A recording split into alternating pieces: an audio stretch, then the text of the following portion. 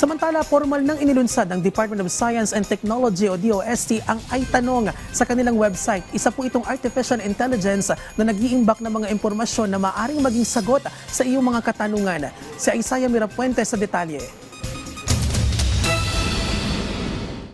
Mahigit sa 24,000 ang kasalukuyang batas sa Pilipinas. Kabilang sa mga batas ang iba't ibang karapatan na tungkulin natin bilang Pilipino. Pero halos walang nakakaalam sa lahat ng mga existing laws ng bansa. Kaya ang Department of Science and Technology bumuo ng AS system na iTanong.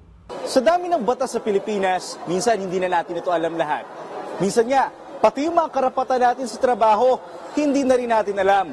Pero sa pamamagitan ng iTanong, mas madali na natin itong malalaman. Susubukan ko itong gamitin. Bilang mamamahayag, itinanong ko sa iTanong ang aking mga karapatan. At makalipas ang 5 segundo, nasa harap ko na ang lahat ng sagot.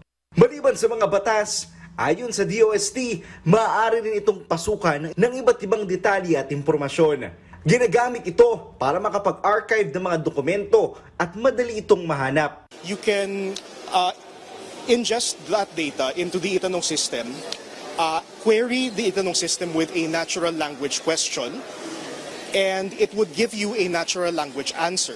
Maliban sa iTanong, makikita rin sa isang exhibit sa AI Festival sa Iloilo City ang iba't ibang obra na gawang artificial intelligence.